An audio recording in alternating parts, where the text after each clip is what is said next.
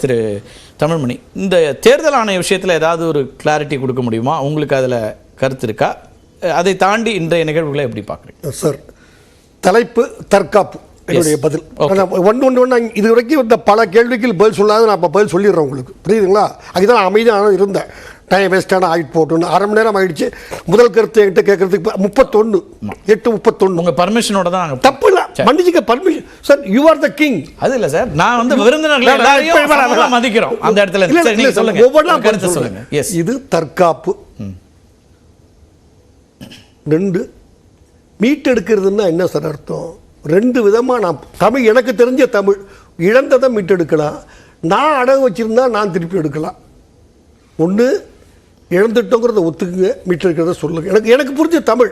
இல்லை நான் தான் அடகு வச்சேன், நீங்கள் அடகு வச்சதை நான் போய் திருப்பி எடுக்க எனக்கு தெரிஞ்சவங்களுக்கு முடியாது. நீங்கள் சொன்ன வார்த்தைகளை தான் நான் இப்போ நீங்கள் உங்களை சொல்லலைண்ணா பேச. சரி, திருமதி சசிகலா என் காதுபட 2 தடவை சொன்னாங்க, நானே ஒவ்வொருத்தருட்டையும் போய் நேரடியாக பேசுவேன். நீங்களும் கேட்டிருப்பீங்க, எல்லாரும் கேட்டிருப்பாங்க. அப்படி நினச்சிருந்தால் இன்னைக்கு சந்தர்ப்பம் தான் பெஸ்ட் சந்தர்ப்பம். அவங்க மாவட்டத்தில் உள்ள கல்யாணம், அவங்க வேற ஒரு இடத்துக்கு போயிட்டாங்க, இன்னொரு கல்யாணத்தை அட்டன் பண்ணிட்டாங்கன்னு இதுவரைக்கும் நமக்கு தகவல் இல்லை. வேற அவங்க வீட்டில் வச்சு அப்படி இல்லை, இது கொண்டாட சொல்லப்படுகிறது. சரி, திரு நரசிம்மனோ திரு ஆனந்தனோ ஏதாவது கையில் ஒரு பவர் ஆஃப் அட்டர்னி மாதிரி வாங்கிட்டு எங்களை செல்லம்மா பார்ட்டிசிபேட் சொன்னாங்கன்னு காமிச்சாங்களா? இவங்களா அதையும் உண்டாக்கிக்கிறாங்க. ஒன்று. இன்னொன்று, அவங்க எந்த காலத்திலையும் இதை மாதிரி இடங்களுக்கு வர முடியாது. ஏன் முடியாது? இன்னைக்கு என்ன சொன்னார் திரு டிடிவி? அதிமுகவின் ஒருங்கிணைப்பாளர் அண்ணன் ஓபிஎஸ் அவர்கள் அந்த அம்மா உட்கார வச்சுக்கிட்டு சொல்ல முடியுமா? ஒரு உரையில் 2 கத்தியா 2 பொதுச் செயலாளர் அதிமுகவுக்கு ஒரு கல்யாணத்தில். எனவேதான் திருமதி சசிகலா வரவில்லை. எந்த காலத்திலும் இவர் தன்னை ஒருங்கிணைப்பாளர் என்று சொல்லிக் கொள்ளுகிற வரையில் ஓபிஎஸ் சகோதரி வர இயலாது, சட்ட சிக்கல். சரி, ஒரு வக்கீல எனக்கு எடுத்தா நான் பதில் சொல்லிட்டு இருக்கேன் உங்களுக்கு. வாய்ப்பே இல்லை, புரிஞ்சுக்குங்க. சகோதரர் பாண்டியன் சொன்னார் டிடிவி பல முதலமைச்சர்களை உருவாக்கினவர்னு. என் காதுபட கேட்டேன், என் கண்ணுபட இது வரைக்கும் நான் ஒரு முதலமைச்சரை கூட திரு டிடிவி ஜெயலலிதா எம்ஜிஆர்லாம் டிடிவி உருவாக்கினான்னு பன்னீர்செல்வம் சொல்றாரு. நான் வந்து என்னை அடையாளப்படுத்தியது திரு டிடிவி தான், டிடிவி சார் தான் அப்படின்னு அவரே சொல்றாரு. அடையாளப்படுத்தியது என்பது வேறு சார். அவர் 1000 தடவை சொன்னார் அம்மா முதலமைச்சர் ஆக்கினார்னு. அதெல்லாம் நீங்க மறந்துட்டீங்கன்னா நான் ஒன்றும் பண்ண முடியாது. அதுக்கு ஒவ்வொருத்தரும் மறதிக்கு நான் பொறுப்பு அல்ல. சரி, இன்னொரு கேள்வி என்ன கேட்டீங்கல்ல, ஒரு நிமிஷம். இன்னொரு கேள்வி என்ன கேட்டீங்க? நீங்க கேட்டீங்க இந்த தேர்தல் ஆணையம் இபிஎஸ் ஓபிஎஸ் 2. அதுக்கு முன்னாடி உங்கள்கிட்ட வர்றேன். இல்ல, திரு எடப்பாடி பழனிசாமி முதலமைச்சர் ஆன போது கட்சியில முக்கிய பொறுப்புல திரு டிடிவி தினகரன் இருக்கிறார். சசிகலா அவர்கள் இணைந்து தான் இந்த முடிவுகள் எடுக்கிறார். அந்த அடிப்படையில் அவர் வைக்கிறார். அதுக்கு அவர் சொன்னதே நான் சொல்றேன். 6 ஆண்டுகளுக்கு முன்னால் ஆதிக்க மனப்பான்மையுள்ளவர்கள் புளூரல் சுயநலமிக்கவர்கள் என்னை வெளியே அனுப்பித்தார்கள். யாரு?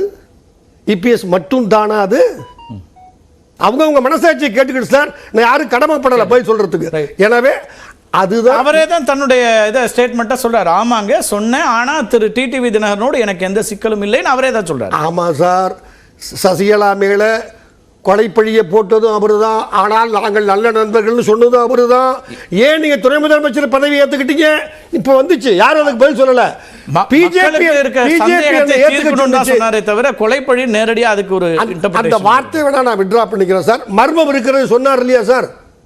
இல்லைங்களா? அது இல்லைங்களா? மக்களுக்கு சந்தேகம் இருக்கு, அது தீர்க்கப்படணும். மர்மம் இருக்கிறது, சந்தேகம் இருக்கிறது. கரெக்ட். அவங்கள சுட்டி காட்டினாரா இல்லையா சார் அவரு? சார் எனக்கு கொஞ்சம் மறந்து இருந்தா சொல்லுங்க, நான் கத்துக்கிறேன் sir. I am willing to learn. அது ஆச்சுங்களா? அதனால ஜெயலலிதா அவர்களுடைய மரணத்துல மக்களுக்கு சந்தேகங்கள் இருக்கு, அது தீர்க்கப்படணும். இதுதான் அதையும் தாண்டி சொன்னார். இப்ப நான் புது வம்பு வளர்க்க வேணாம். அதையும் தாண்டி இந்த அம்மையாரை குறிப்பிட்டே சொன்னார். ப்ளீஸ், வார்த்தைகள் பத்தி சொன்னார். குடும்பம், ஒரு குடும்பத்தின் கையில இருக்கு கட்சி, அதெல்லாம் சொன்னார். கொஞ்சம் பாதி வந்திருக்கீங்க இப்பதான் நீங்க. நன்றி சார். இன்னொன்னு ஒரு கேள்வி கேட்டீங்கல்ல, தேர்தல் ஆணையம் எப்படி டீல்? நியாயமான கேள்வி, தயவு செஞ்சு புரிஞ்சுக்குங்க. நீங்களே சொல்லுவீங்கன்னு நான் எதிர்பார்த்து நீங்க ஏதோ காரணமா ஒரு மரபு கருதி கூட நீங்க விட்டுருக்கலாம். பெங்களூர்ல இபிஎஸ் உடைய கேண்டிடேட்டுக்கு டைரக்ஷன் கொடுத்து ஸ்டேட் எலெக்ஷன் கமிஷன் ஆர்ஓ கொடுத்தார். அது அரை மணி நேரம் முந்தியா 3/4 மணி நேரம் மன்னிச்சுங்க, நான் தயாராக இருக்கலாம் வெட்டி சண்டைக்கு. அதையும் தாண்டி ஓபிஎஸ் ஓல்டு ஃபார்மில் கையெழுத்து போட்டு கொடுத்தாருன்னு கேஸ் போட்டிருக்காங்க, எஃப்ஐஆர் போட்டிருக்காங்க. You are not eligible, your signature is a forgery, நீ இந்த கையெழுத்து ஃபார்மில் கையெழுத்து போட்டக்கூடாதுன்னு எஃப்ஐஆர் போட்டிருக்காங்க. கேஸ் உண்டா இல்லையா? அதில் இதுக்கு பிறகு சந்தேகம் இருக்கா? இந்த கேஸ் போட்டதும் எலெக்ஷன் கமிஷன் தானே, உங்களை ஒத்துக்கிட்டதும் எலெக்ஷன் கமிஷன், நான் கையெழுத்து போட்டு செல்லாதுன்னு எஃப்ஐஆர் போட்டிருக்கேன் எலெக்ஷன். இதுக்கு பிறகு என்ன சந்தேகம் உங்களுக்கு இருக்கு? இருந்தால் கேளுங்க, நான் சொல்கிறேன். திரு புகழேந்தி, வழக்கு பதிவு செய்யப்பட்ட பிறகு உங்களுக்கு என்ன சந்தேகம்? தெளிவா அதிலே வருது, தேர்தல் ஆணையம் உங்களை ஏற்றுக்கொள்ளல. Once scrutinize was over, then after scrutinize அவர் வழக்கறிஞர்னு தெரியும், அதுல தலையிடுறதுக்கு ஆர்ஓவுக்கு எந்தவித ரைட்ஸும் கிடையாது. இவர் ஒரு கம்ப்ளைண்ட கொடுக்கிறார், எனக்கு தான் அது உரிமைன்னு சொல்லி இவரே பொய்யா ஒரு கம்ப்ளைண்ட் கொடுக்கிறார். அதை பேஸ் பண்ணி தான் நடவடிக்கை எடுப்பேன்னு சொல்லி அதை க்ளோஸ் பண்ணியாச்சு. போ அது அங்க ஒன்றும் வேலை இல்லை அதுக்கு. இதுல இந்த கடிதம் நடுவில் எழுந்திருந்து எடப்பாடி பழனிசாமி எனக்கு தான் அத்தாரிட்டின்னு சொல்லி, அதுலயும் அந்த சீஃப் எலெக்ஷன் கமிஷனர் எல்லாத்தையும் நான் மீட் பண்ணியாச்சு, கிளாரிஃபை பண்ணியாச்சு. ஆகவே இங்கே சார் நான் திரும்பி கேட்கிறேன் சார், 1000 எஃப்ஐஆர் போட்டோம், எது வேணாலும் போட்டோம், அதை பத்தி கவலை இல்லை எங்களுக்கு. உங்களுக்கு எங்க ஆத்தரைஸ் பண்ணிருக்குன்னு கேட்டேன். இல்ல எஃப்ஐஆர் போடுறத பத்தி உங்களுக்கு கவலை இல்லங்கிறது இங்க விஷயம் இல்ல. எஃப்ஐஆர் போடுறதோட அர்த்தம் என்னன்னு அவர் கேக்குறாரு.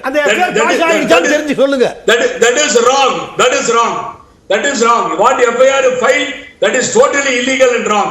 தவறா ஸ்க்ரூட்டினைஸ் பண்ணி ஏடி இங்க கேண்டிடேட் அனௌன்ஸ் பண்ண பின்னாடி ஆயிடுச்சு. நான் கேக்குறேன், புலிகேசி நகர்ல உங்களுக்கு தான் ரெட்டையில கையில இருந்துச்சு இல்ல, அப்புறம் முன்னாடி என்ன பின்னாடி என்னன்னு கேட்டார்ல, கண்டெஸ்ட் பண்ண வேண்டியது ரெட்டையில. அது கட்சியோட டெசிஷன் சார், அது வேற.